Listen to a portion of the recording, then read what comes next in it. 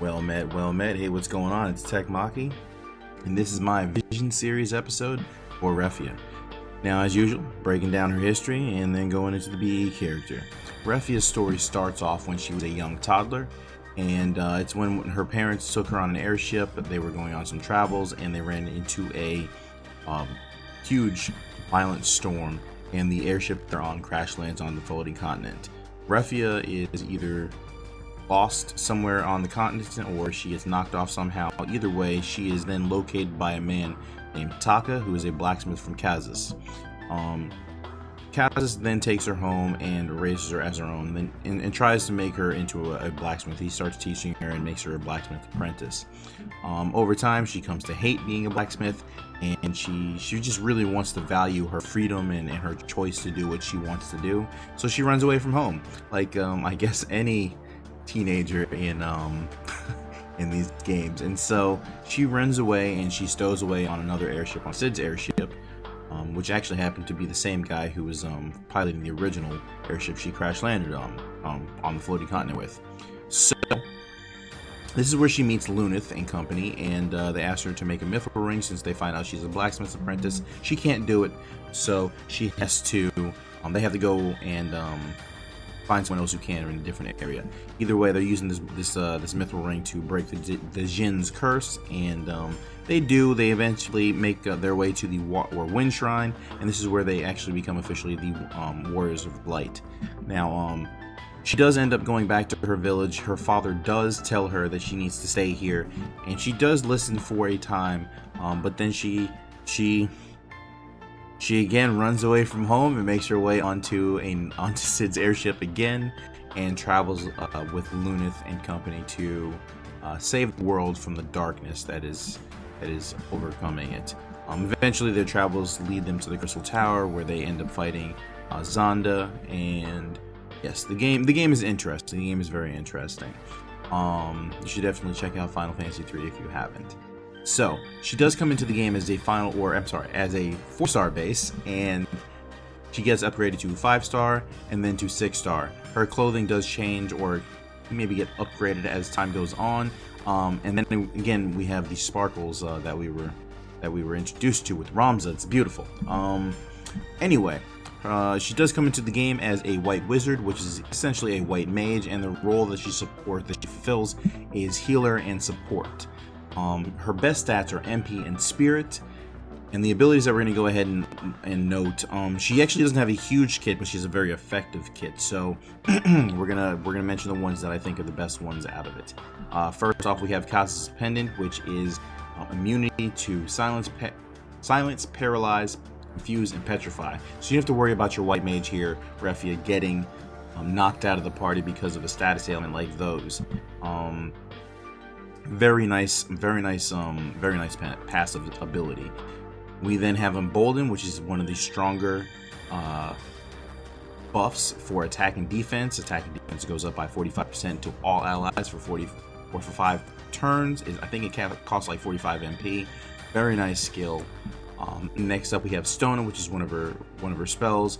It is Cure Petrify to one ally. It's really nice to have this in her kit, because some healers come with this or don't come with this, and you can't do anything without items. Next up, we have Dispel, so you can get rid of a buff or all buffs on an enemy. And then we have Cure Raja, which is cure all or cure the entire party, base of 1000 HP. Of course, it's modified by Spirit and Magic.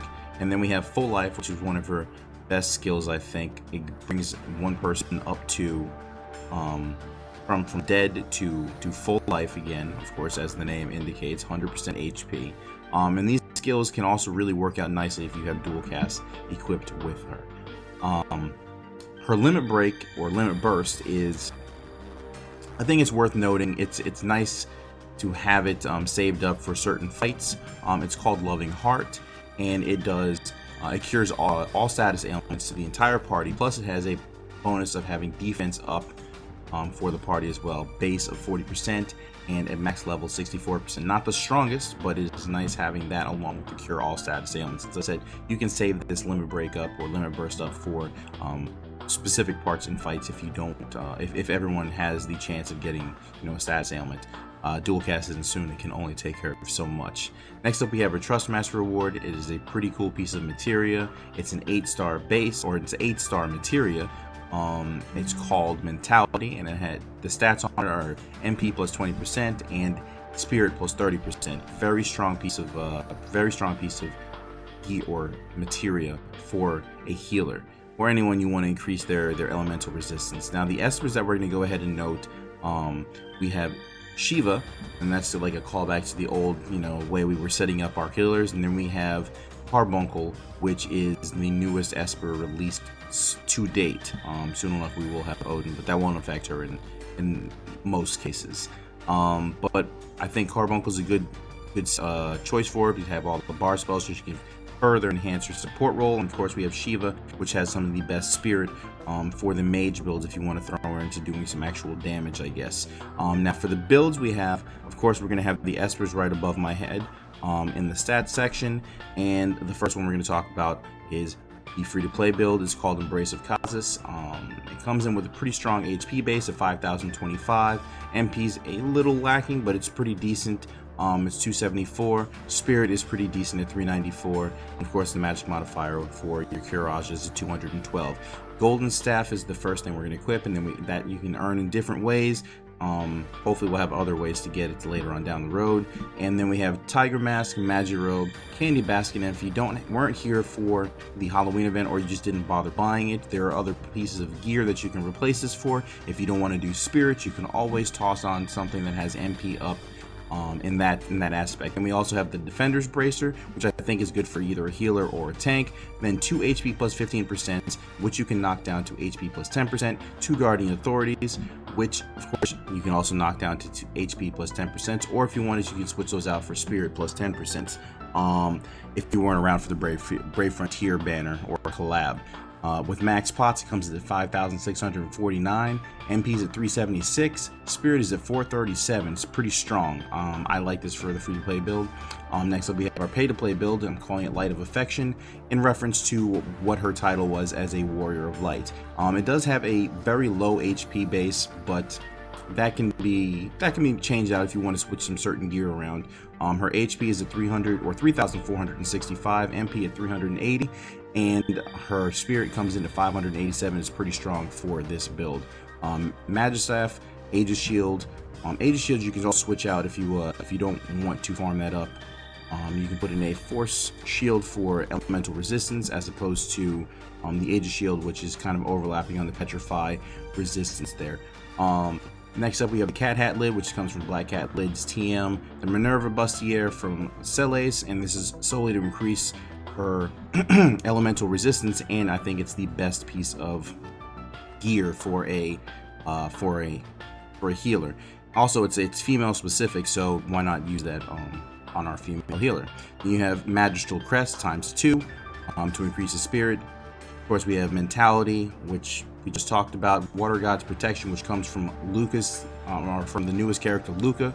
And then, of course, you have your dual cast, which I think that's mandatory for if you really want to maximize your skills. And then we have Equip H Shield, so that you can put on the Aegis Shield. At max pots, it comes in at 3,894 HP, 520 MP. Lots of mana there to cast your spells. And then you have your magic at 303, and Spirit is out the roof at 651. This is a pretty strong pay-to-play build for all PvE or PvE story or events. I think this can really carry your party through. Then the last build we have is the Wrath of Kaz. This is our arena build.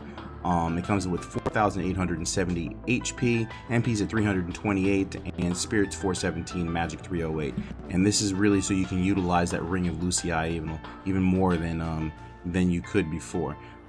Gear-wise, we're going to be having the Magistaff and the Omni Rod, the Cat Hat, Minerva Bustier, a Genji Glove, so you can equip both of those, the Ring of Lucii to increase her evasion a little bit, give her a chance to escape harm's way, and then we have the HP plus 30% to buff up her HP a little bit, dual cast of usual, and Goddess's Protection for the immunities to the rest of these status elements that can come out there. And of course, we have Pure Heart for the HP increase, the MP increase, and the Spirit increase. Now, if you want to, you can switch out Goddess Protection for Melody of Life if you're not really worried about the the rest of the status ailments, and that will increase her elemental resistance and hopefully increase her survivability. With max pots, you have 5,475 HP, 443 MP, 456 Spirit, and 337 MP. You can use her if you want to. If you don't need the heal, you can also use her in elemental chains or magic chains of some sort, with using the Ring of Lucii, casting Alterno or something.